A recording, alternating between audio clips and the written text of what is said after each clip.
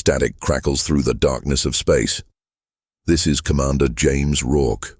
Oxygen depleted. Life support failing. If anyone hears this, tell my daughter I... The transmission cuts to silence. 3 alien species watched that final broadcast. 3 civilizations heard a human beg for rescue that would never come. They called humanity weak. They called us disposable. They thought we would forget. They were wrong. What happened next shook the galaxy to its core. Because there's one rule every species should know: never leave a human behind. The abandoned Commander James Rourke floated in the remains of his research vessel, the Horizon's Edge.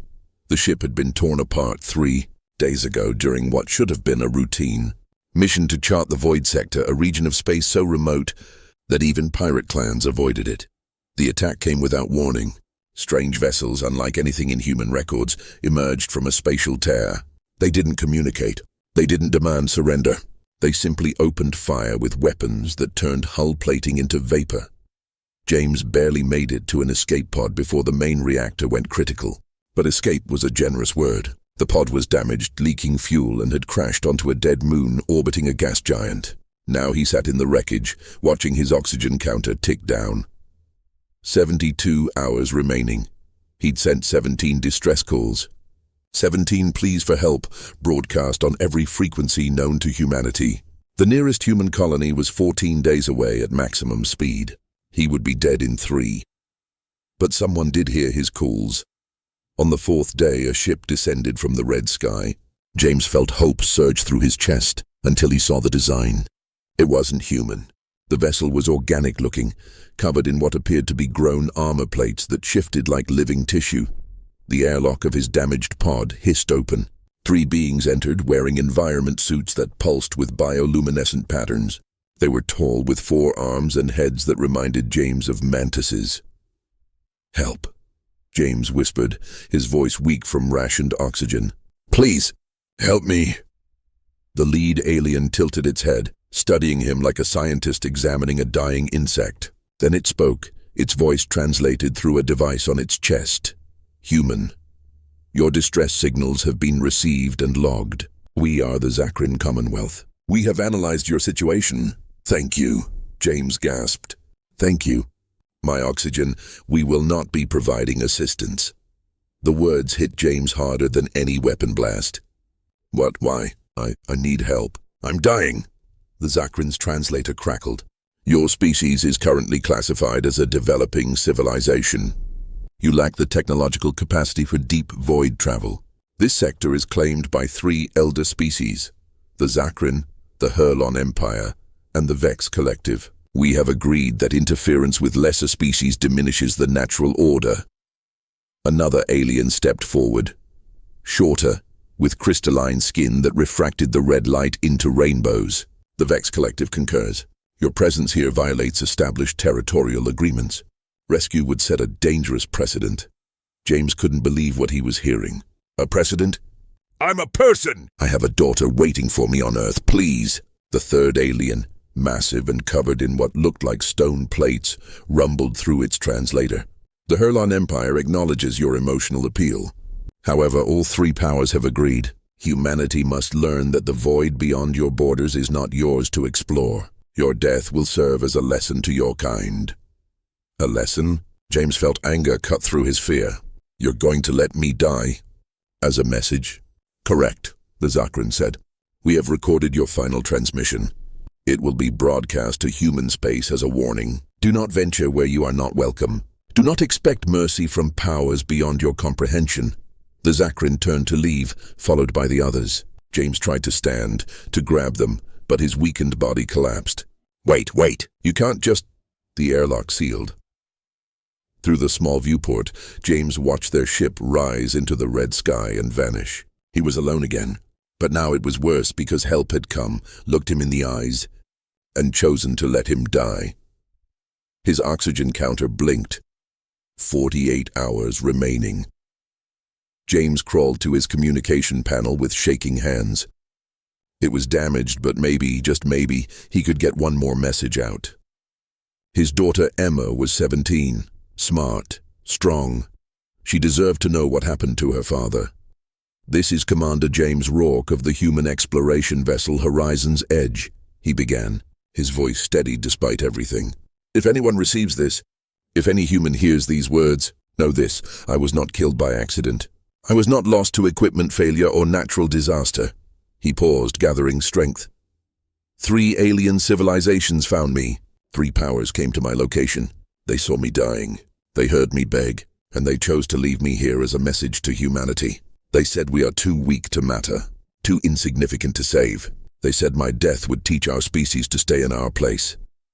James coughed, the air growing thin. "To whoever finds this recording, tell Earth. Tell the colonies. Tell everyone that James Rourke died because aliens wanted to prove humanity doesn't matter. Tell my daughter Emma that her father loved her until his last breath. And tell humanity." His eyes hardened with something beyond fear or despair. "Tell humanity that I died asking for mercy. But if I could speak to our leaders, I would tell them this: never forget what they did here. Never forgive this. And when the day comes, when we're strong enough, make them regret leaving one of our own to die alone in the dark." The transmission broadcast into space, carrying across frequencies and through relay stations. It would reach human space in days, but James wouldn't live to know if anyone heard it. He leaned back against the cold metal of the pod, looking up at the stars through the cracked viewport. Somewhere out there, Earth spun in peaceful ignorance. Somewhere, Emma was probably in school, learning math or history, not knowing her father was taking his last breaths on a forgotten moon. "I'm sorry, baby girl," he whispered. "I'm so sorry." The oxygen counter blinked red, 36 hours remaining. James closed his eyes, trying to remember Emma's laugh, her smile on graduation day, the way she hugged him before he left for this mission. He held on to those memories as the air grew thinner and his consciousness began to fade. In the silence of that dying pod, on that distant moon, Commander James Rourke waited for the end, but across the void, his message was racing toward home, and when it arrived, everything would change. The reckoning begins. 6 days later, Earth. United Human Council headquarters. The emergency session had been called within hours of receiving Commander Rourke's final transmission. Every representative from every human colony, every military leader, every scientific advisor, all gathered in the grand chamber where humanity made its most critical decisions. Secretary General Maria Chen stood at the podium, her face a mask of controlled fury. Behind her, a massive screen played James Rourke's last message on repeat. "They chose to leave me here as a message to humanity." The chamber was absolutely silent. 500 of humanity's leaders watched a man beg for his life and be denied by beings who saw him as beneath notice. When the transmission ended, Maria's voice cut through the silence like a blade. "Commander James Rourke died 4 days ago. His final oxygen reading was recorded by his pod's automated systems. He suffocated alone, approximately 14,000 light-years from Earth, in a region these 3 alien species claim as their territory." She pressed a button. 3 alien species appeared on the screen: the mantis-like Zakrin, the crystalline Vex, and the stone-armored Hurlon. These are the powers that condemned him to death, not through act of war, not through accident, through choice. They found a dying man and decided his death would serve their purpose. Admiral Marcus Stone, commander of Earth's defensive fleet, stood. His weathered face was tight with anger. "Madame Secretary, what are our options? Can we reach that location?" "Our fastest ships would take 11 days, Maria replied. "Commander Rourke had 3. We couldn't have saved him even if we'd launched the moment we received his first distress call. But that's not the question before us today." She leaned forward, hands gripping the podium. "The question is, what do we do now?" Representative Zhou Wei from the Mars colony spoke up. "With respect, Madam Secretary, we're talking about 3 spacefaring civilizations that clearly have superior technology. The Zakrin alone have ships we couldn't match. Starting a conflict is exactly what they expect us to avoid," Maria interrupted. "They think we'll accept this. They think we'll stay quiet, stay afraid, stay in our designated place like good little developing species. What are you suggesting? asked Dr. Sarah Hunt, the Council's chief xenologist. "We don't even know the full extent of their capabilities." Maria's eyes were cold. "Then we find out. Because I will be damned if I let James Rourke's death mean nothing. I will not let humanity cower because 3 alien powers think we're too insignificant to matter." Admiral Stone nodded slowly. "What are your orders?" "As of this moment, all human exploratory missions beyond the outer colonies are suspended. Every resource, every scientist, every engineer, I want them focused on one thing, making us matter. We accelerate every military research program. We push faster than light technology beyond current limits. We build ships these aliens have never seen before." "That could take years," Joe protested. "Decades." "Then we take decades," Maria shot back. "But we take them preparing, not hiding. And while we prepare—" She smiled, and it wasn't a pleasant expression. "While we prepare, we send a message of our own." She pulled up a star map, showing the location where Rourke died. "The Zakrin, Vex, and Hurlon claim this sector. They say it's theirs by right of technological superiority. Fine, but space is vast, and they can't patrol it all at once." Admiral Stone began to understand. "You want to establish a presence there. Not just a presence. A monument. I want a human station built on that moon where Commander Rourke died. I want it armed, shielded, and very, very visible. I want those 3 species to see it every single day and know that we came back." "They'll see it as a provocation," Dr. Hunt warned. "Good," Maria said flatly. "Let them be provoked. Let them understand that killing one of ours has consequences. We might not be strong enough to make them pay today, but we will be. And that station will be there to remind them, and us, why we're building what comes next." The council chamber erupted in debate. Some supported the plan, others called it reckless, dangerous, potentially species suicide. But Maria had touched something deep in humanity's collective consciousness. The absolute refusal to let one of their own be forgotten. After 3 hours of heated discussion, the vote came, 362 to 138 in favor. Humanity would build its monument. Humanity would remember, and humanity would prepare.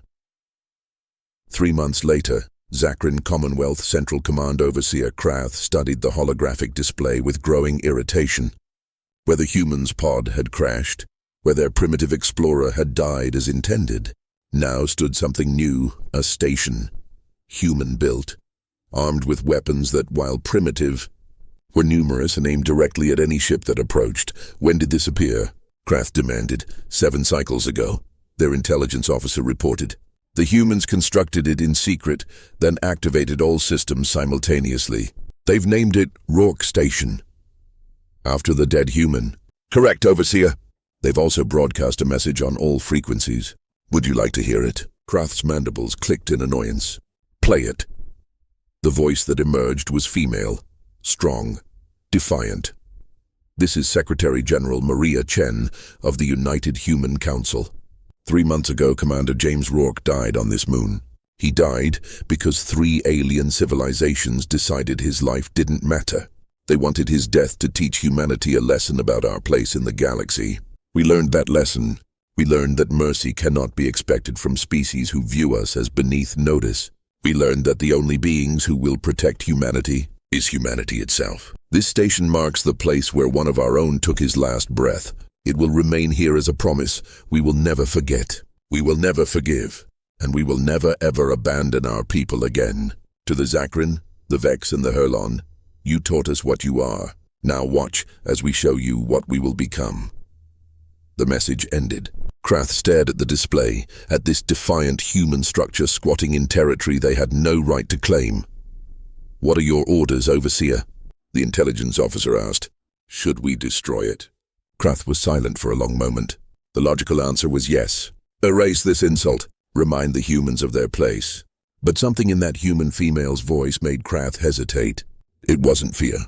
It wasn't even anger. It was promise. "Leave it," Krath finally decided. "It's a symbolic gesture from a weak species. Destroying it would only validate their importance. Let them have their monument. It changes nothing." But as Krath deactivated the display, there was a small, uncomfortable feeling settling in the Overseer's thorax. The humans had been expected to cower, to retreat. Instead, they built a fortress in enemy territory and dared anyone to remove it. Perhaps, Krath thought uncomfortably, the lesson had worked too well. Meanwhile, Rourke Station. 3 months after construction, Lieutenant Emma Rourke stood in the observation deck, looking out at the scarred moon surface where her father had died. She was 20 now, having lied about her age and pushed through accelerated military training to earn her place here, on this station, named for her dad. "Your first shift starts in an hour," a voice said behind her. Commander Patricia Hayes, the station's commanding officer, approached with 2 cups of coffee. "Thought you might want this." Emma accepted the cup gratefully. "Thank you, ma'am. You don't have to be here, you know," Patricia said gently. "Nobody would blame you if I need to be here," Emma interrupted. Her reflection in the viewport showed her father's eyes staring back at her. He died alone, asking for help that never came. Every day this station operates, every day we're here, it means he wasn't forgotten. Patricia nodded. "Your father would be proud of you." Emma's jaw tightened. "My father should be alive. Those aliens should have saved him." She turned to face her commander. "But they didn't, so now we make sure they regret that choice.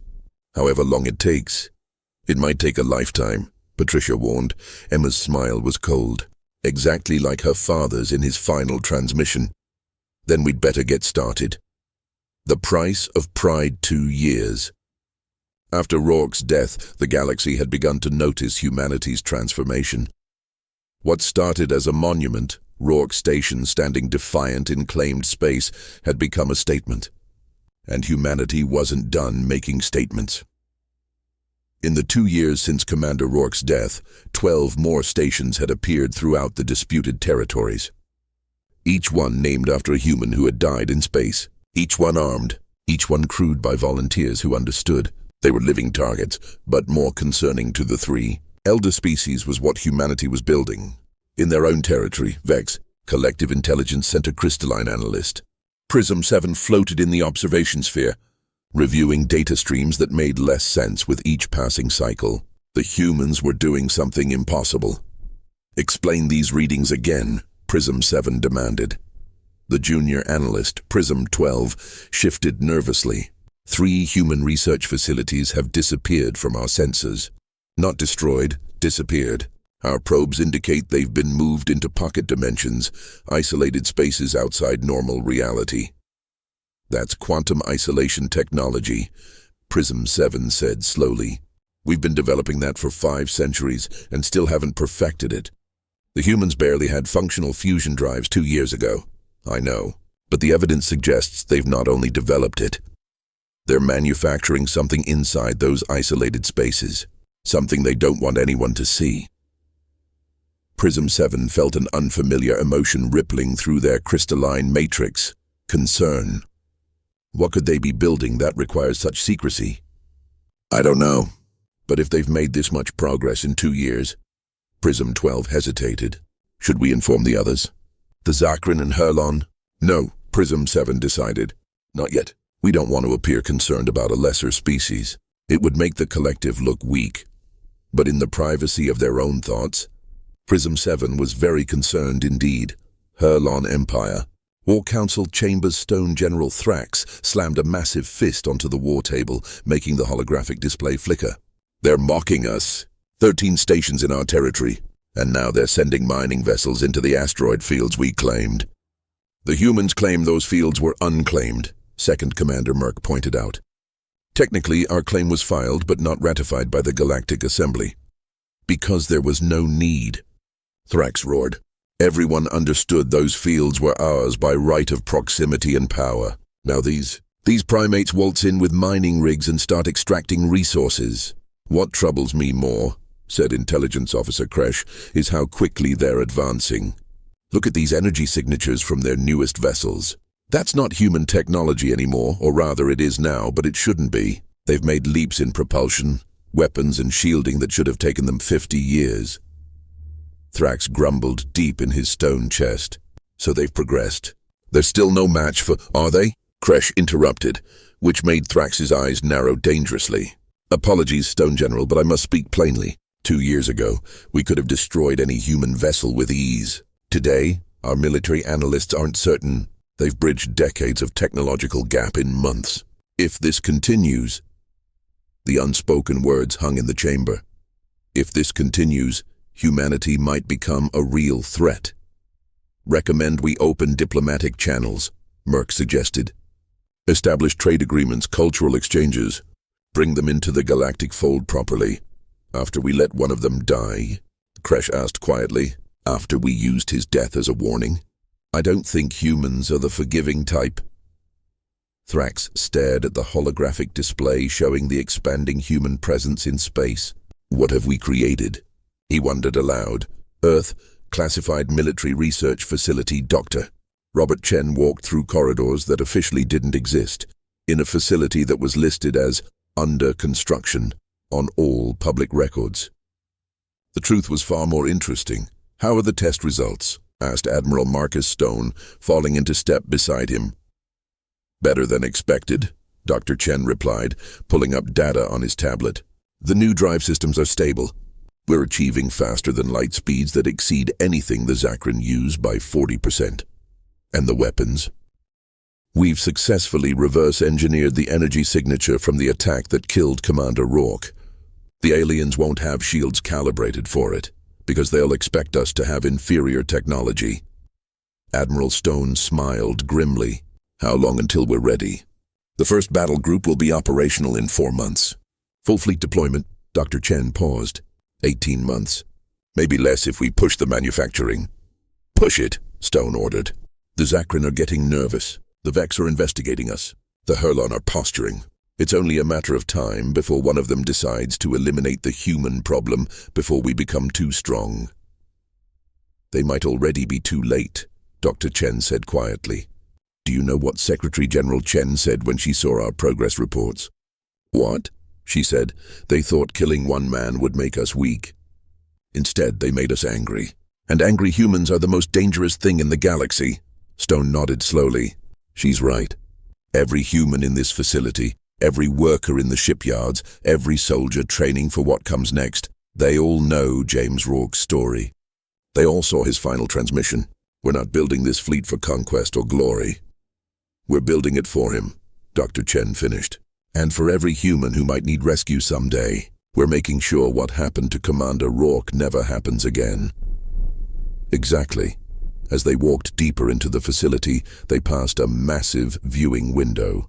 Beyond it, in a construction bay that stretched for kilometers, sat humanity's answer to being dismissed as inferior.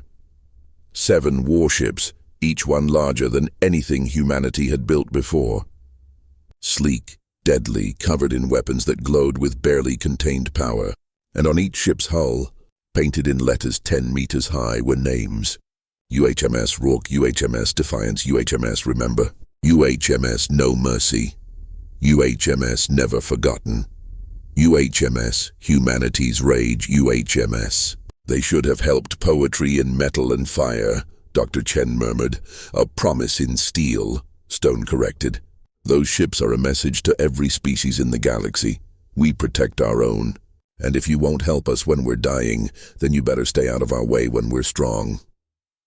Zakran Commonwealth, personal chambers of Overseer Krath couldn't sleep. This was unusual for a Zakran. Their species typically rested in meditation cycles with perfect calm. But for the last several nights, Krath's mind refused to settle. The intelligence reports kept coming. Humanity expanding, humanity advancing, humanity preparing for something. And the more Krath reviewed the data, the more a terrible realization crystallized. They had made a catastrophic mistake 2 years ago, not in their reasoning. The logic was sound. Let the primitive species learn their place through harsh but necessary lesson. The mistake was in understanding what kind of species humanity was. Most developing species, when confronted with the vastness and danger of the galaxy, retreated. They accepted their limitations. They stayed home and developed slowly, safely, under the guidance of elder civilizations. Humanity had looked at that same lesson and decided the galaxy was wrong. Krath pulled up Commander Rourke's final transmission again. the one they'd heard so many times. But this time, Krath listened differently. Not to the man's pleas for help, but to his final words. Tell humanity that I died asking for mercy. Make them regret leaving one of our own to die alone in the dark. Krath's mandibles clicked nervously. The human hadn't cursed them, hadn't promised violence or revenge. He'd simply asked his people to remember and to make sure it mattered, and humanity had listened. What have I done? Krath whispered into the empty chambers. 2 years ago, 3 species had sealed their own fate. They'd shown humanity exactly what kind of galaxy they lived in. And now humanity was adapting to that reality with terrifying speed.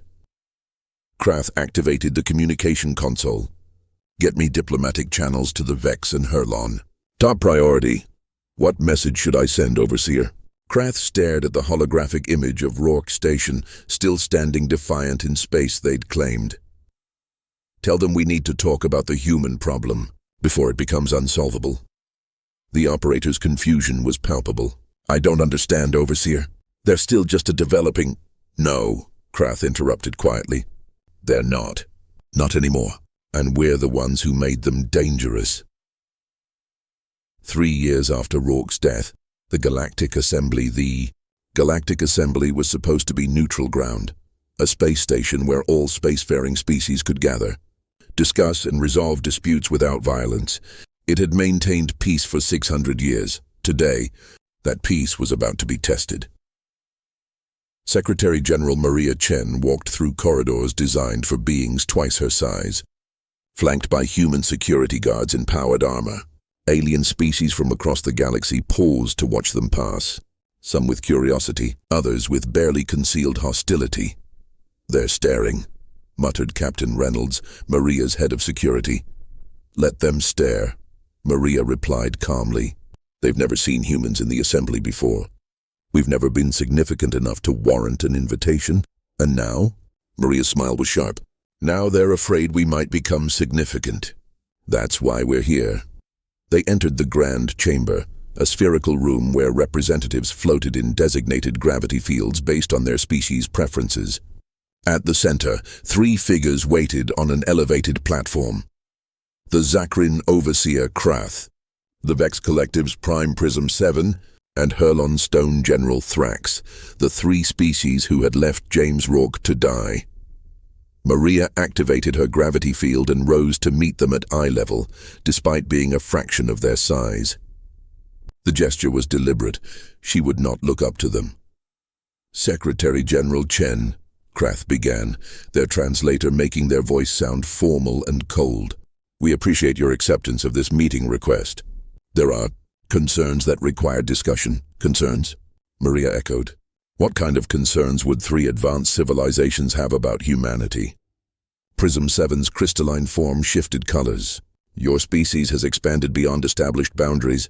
You've built military stations in claimed territories. You've developed technology at a pace that violates natural developmental progression. This is concerning to who? Maria interrupted. To species who think they own the galaxy? To civilizations who believe might makes right?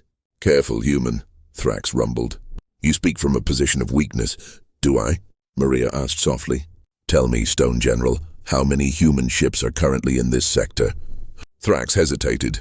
Our intelligence suggests 47, Maria stated. 47 warships within strike range of this very station. Each one equipped with weapons your shields aren't calibrated to stop. Each one crewed by humans who remember what your 3 species did 3 years ago. The chamber went completely silent. Are you threatening the Galactic Assembly? Krath demanded. No, Maria said calmly. I'm making a point. You called this meeting because you're concerned about human expansion. You want us to slow down, to accept limits, to recognize your authority. But here's what you need to understand. We don't accept your authority. Not anymore. She activated a holographic display. Commander James Rourke's final transmission played for the entire assembly to see. Hundreds of alien species watched a human man beg for his life while 3 powerful civilizations denied him mercy. When it ended, Maria's voice rang out. This is what your natural order looks like. A man dying alone because 3 species decided his death would teach humanity to know our place. You wanted us to learn a lesson. Congratulations, we learned it. Prism 7 rippled uncomfortably. We were enforcing territorial boundaries. It was not personal. It was personal to him. Maria's shout echoed through the chamber. It was personal to his daughter, who joined the military so she could serve on the station built where her father died.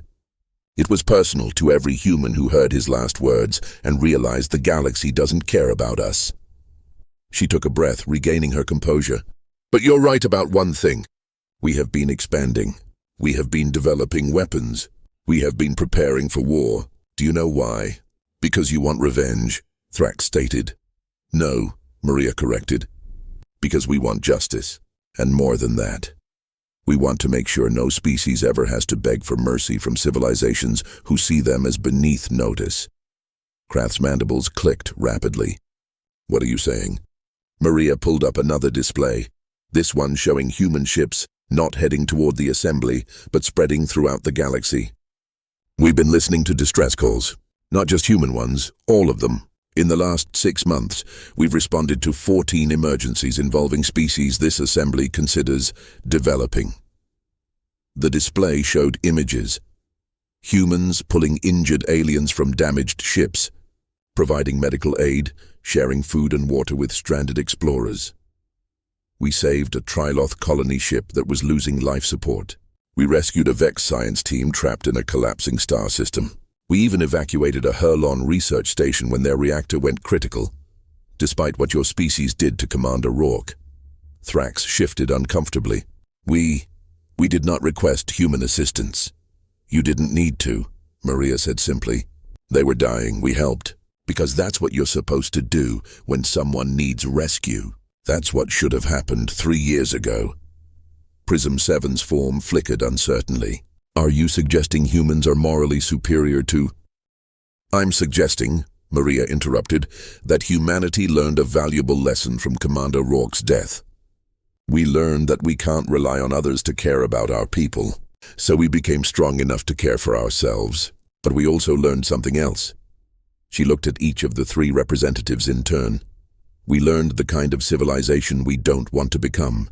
We won't be like you. We won't leave people to die because helping them is inconvenient or politically complicated. We won't classify species as worthy or beneath notice based on their technology level. That's very idealistic, Krath said carefully. But the galaxy is dangerous. Not every species can be saved. You're right, Maria agreed. But every species deserves someone who will try. Commander Rourke deserves someone who would try. And since no one else seems willing to be that someone, humanity will do it ourselves. The assembly erupted in discussion.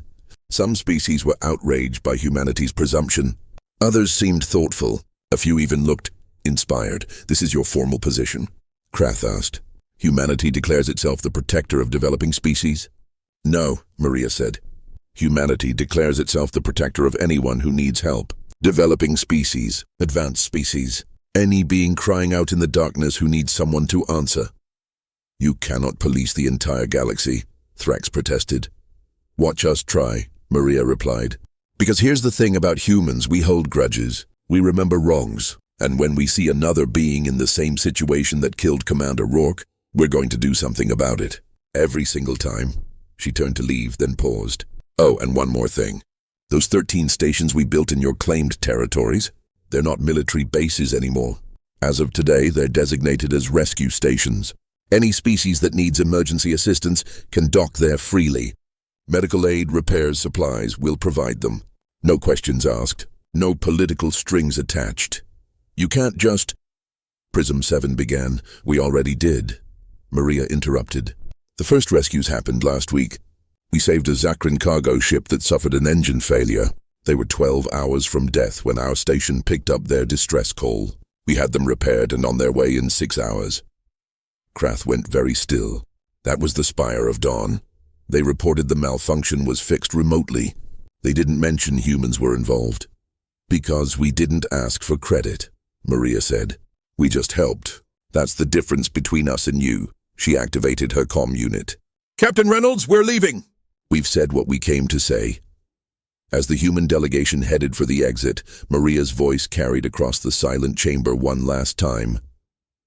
Commander James Rourke died asking for mercy he never received. Humanity won't make that mistake with anyone else. We'll be the civilization that answers distress calls. We'll be the species that helps without asking what's in it for us. And someday, when we're strong enough... She looked back at Krath, Prism 7 and Thrax.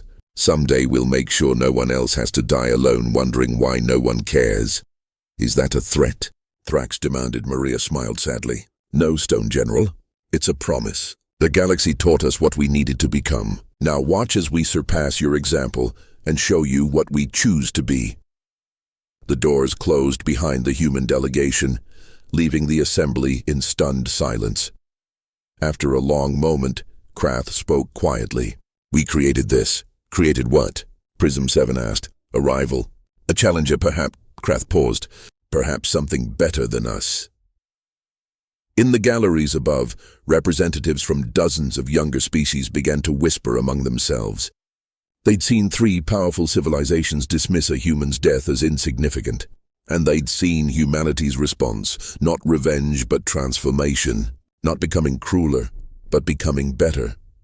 The galaxy was changing, and humanity was the catalyst. Meanwhile, Rourke Station Lieutenant Emma Rourke stood at her duty station, monitoring communications across multiple sectors. Her job was simple: listen for distress calls and coordinate rescue operations. Contact on emergency frequency, her colleague called out. Vex research vessel, life support failing, requesting immediate assistance. Dispatch rescue team, Emma ordered without hesitation. Full medical support. Tell them help is coming. Ma'am, her colleague said quietly. That's a Vex ship. The same species that... I know what they did, Emma interrupted, her voice hard. I know they left my father to die, but we're not them. Send the rescue team. 5 years after Rourke's death. The turning point, the emergency came without warning. As all true disasters do, the Zakrin homeworld of Thrall Prime was dying. A rogue stellar phenomenon, a tear in subspace that no one had predicted, was expanding near their star system.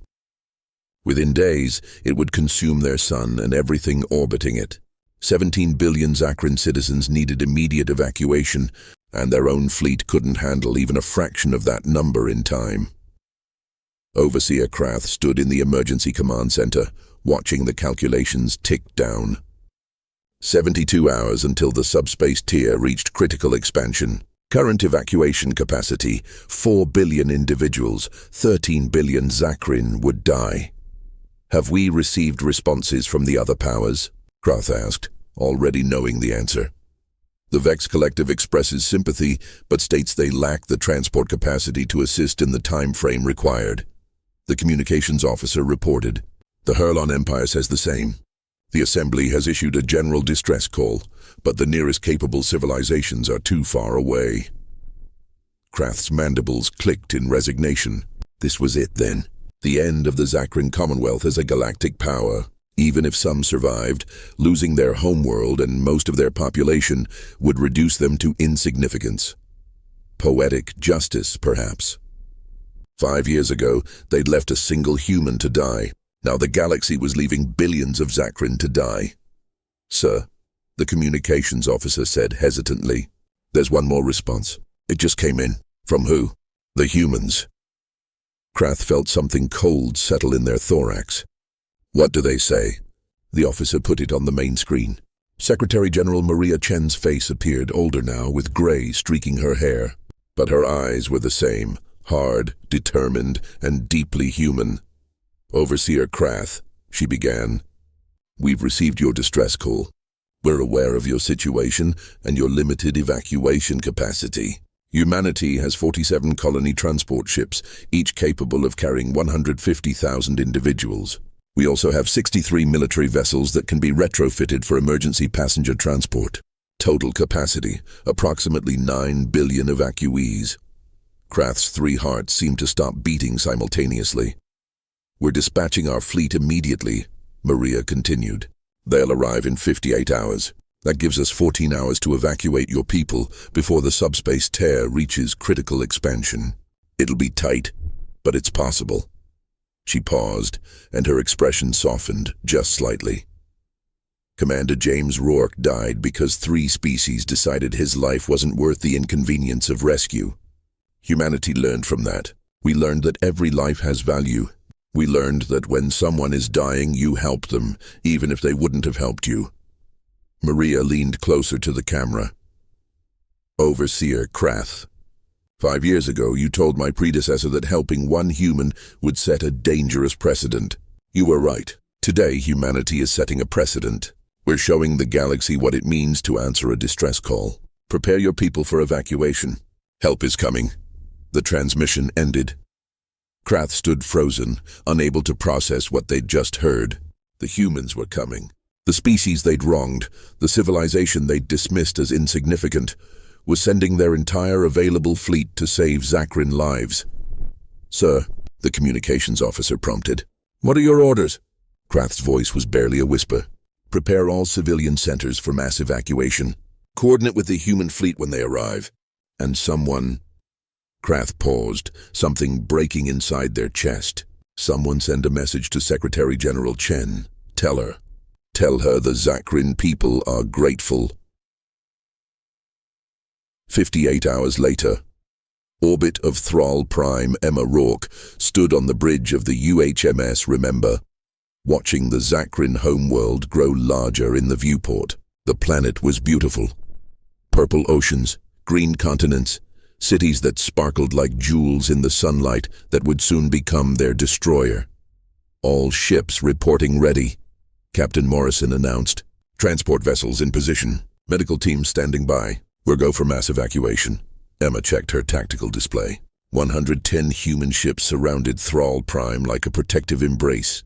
Every transport, every carrier, every vessel that could hold people and make the jump to light speed had been sent.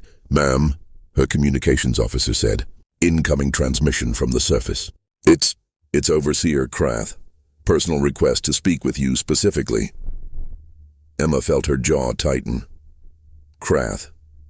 The one who'd left her father to die. The alien who'd looked at James Rourke's dying body and decided it was a good lesson for humanity. Put it through, she said quietly. Krath's face appeared on the screen. Older now, mandibles moving with what Emma had learned was extreme distress. Lieutenant Rourke, Krath began. I know who you are. I know you are the daughter of Commander James Rourke. Krath's voice caught.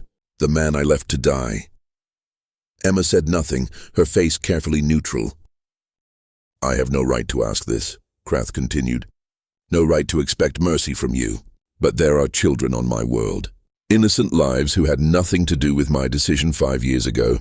I'm begging you, not for myself, but for them. Please don't let my mistake cost them their lives. Emma stared at the being who haunted her nightmares. The one whose voice she heard sometimes when she closed her eyes. We will not be providing assistance. Finally, she spoke. Overseer Krath, do you remember what you told my father when he begged for help? Yes, Krath whispered.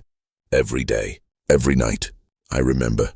You told him that his death would serve as a lesson, that humanity needed to learn its place, that mercy would set a dangerous precedent. Emma leaned forward. You were right about one thing. That day did teach humanity a lesson, just not the one you intended. She pressed a button on her console. All ships begin evacuation operations. By the numbers. Prioritize children, elderly, and medical cases first. I want every living being off that planet before the deadline.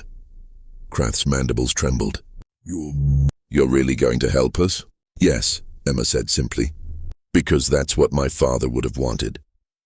Because that's what humans do. We answer distress calls. All of them. Even from species that wouldn't have answered ours. I don't understand, Krath said, and there were tears, actual tears, forming in the alien's compound eyes. After what I did to your father, how can you... Because being better than you isn't hard, Emma interrupted, but her voice wasn't cruel, just sad. My father died alone because you decided convenience was more important than compassion. He spent his last hours knowing that help had come and chosen to leave. I won't let anyone else feel that. Not even you. She paused, making sure Krath understood her next words. But understand this, Overseer. When we save your people today, and we will save them, it's not forgiveness.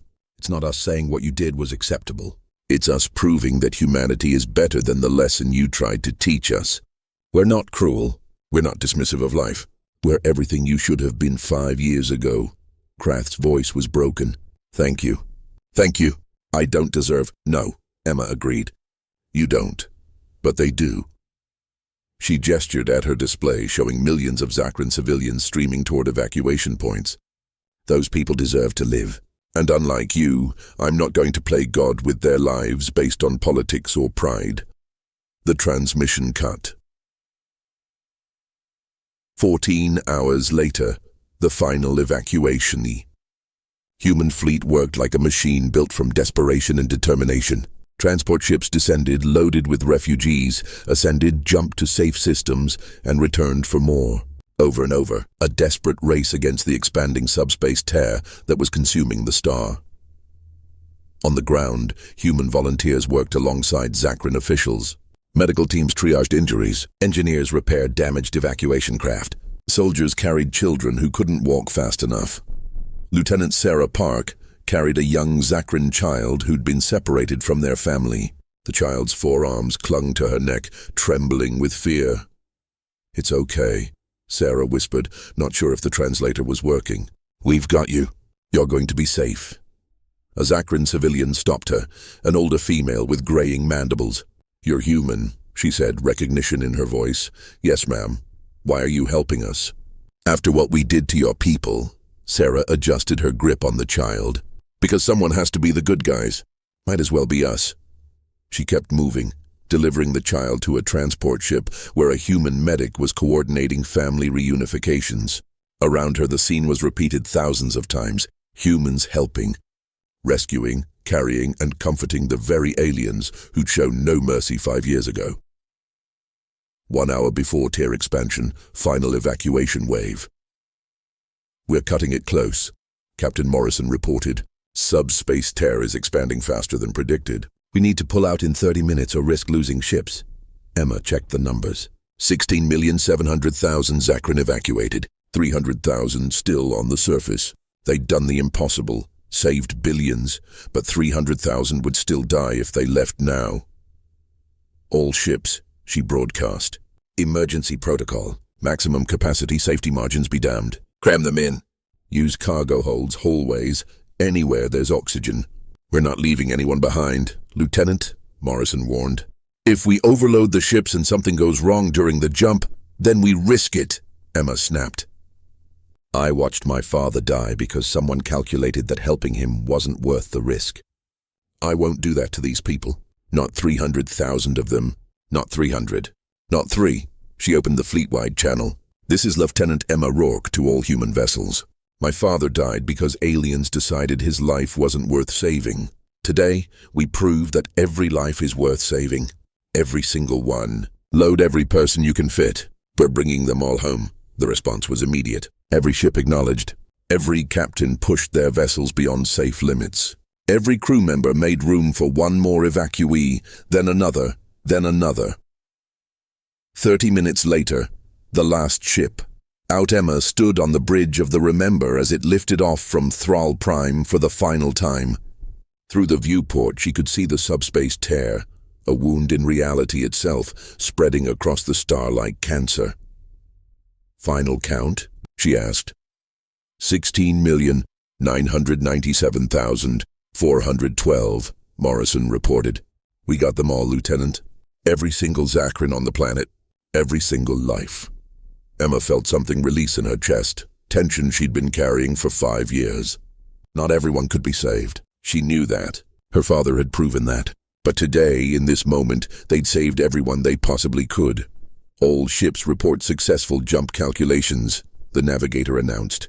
"Refugee fleet is clear and heading to designated safe zones." "Then let's go home," Emma said quietly. The Remember jumped to light speed just as the subspace tear consumed Thrall Prime's star. Behind them, a world died. But 17 billion Zakran lived because humanity had chosen mercy over revenge. 1 week later, Earth, United Human Council. The Galactic Assembly had called an emergency session. Every major species sent representatives. The chamber was packed as Secretary General Maria Chen stood to address them. 1 week ago, she began, humanity evacuated the entire population of Thrall Prime. 17 billion individuals. We lost no one, not a single life. The chamber was silent. We did this despite the fact that 5 years ago, the Zakrin overseer left one of our people to die. We did this knowing they wouldn't have helped us. We did this because it was the right thing to do. She pulled up an image, Commander James Rourke's final transmission. This man taught humanity a lesson, not the lesson 3 species intended, but the lesson we needed. He taught us that we can't rely on others to value our lives, so we became strong enough to protect ourselves. But he also taught us something else. Maria's voice grew stronger. He taught us that when we become strong, we have a choice. We can become like those who hurt us, dismissive of life, calculating worth based on power and convenience. Or we can become something better, something that answers distress calls, something that saves lives because that's what decent beings do. She looked directly at Overseer Krath, who stood in the Zakrin delegation, mandibles trembling.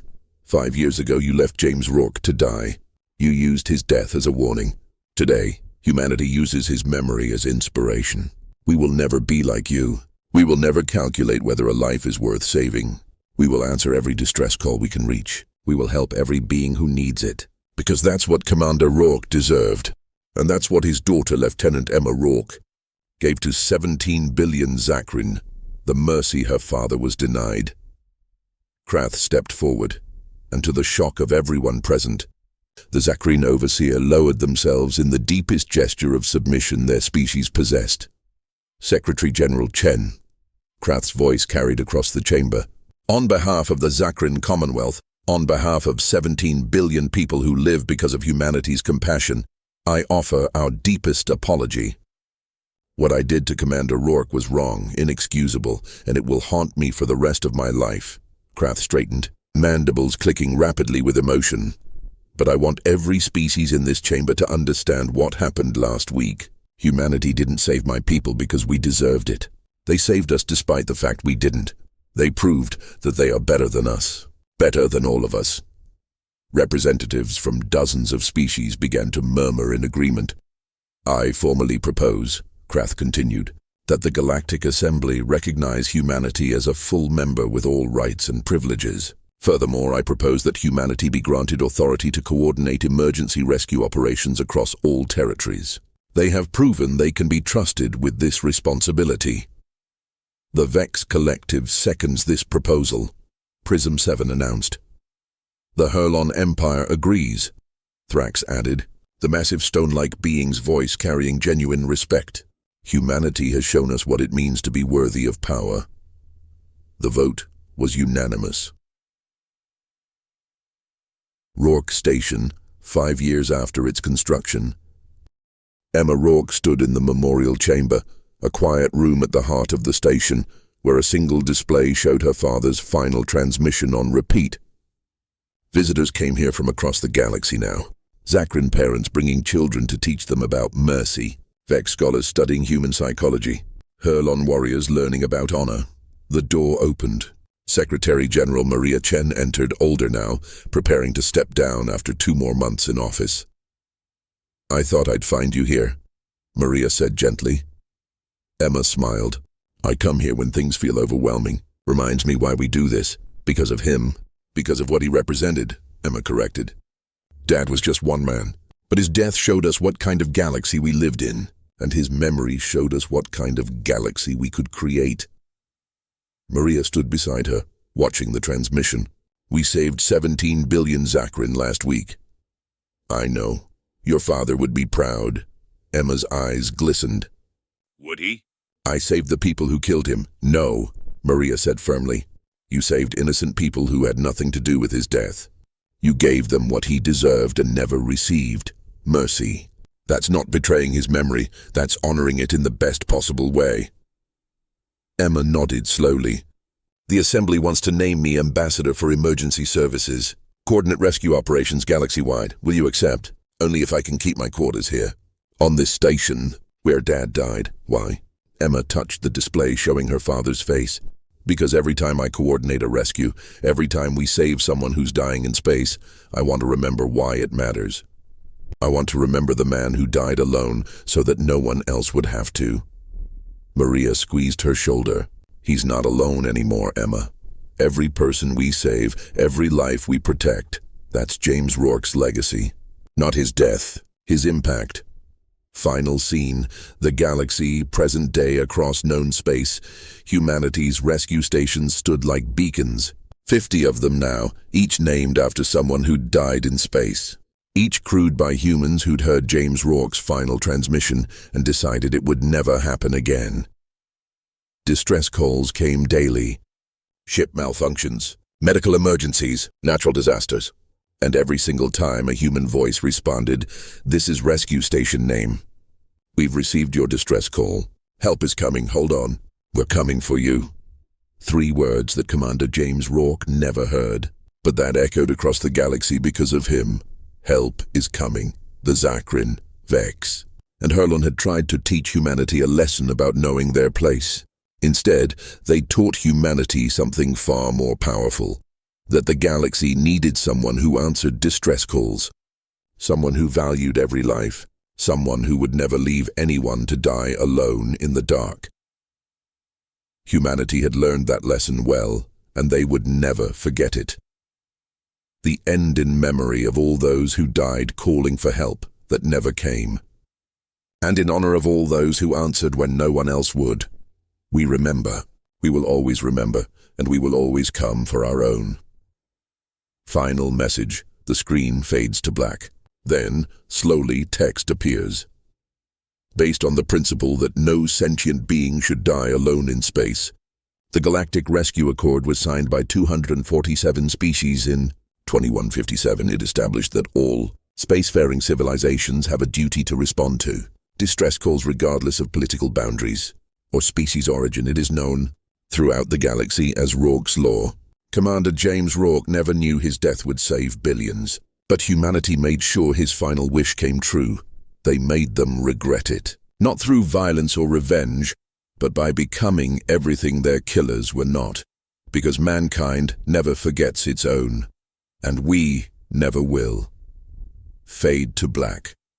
End of story.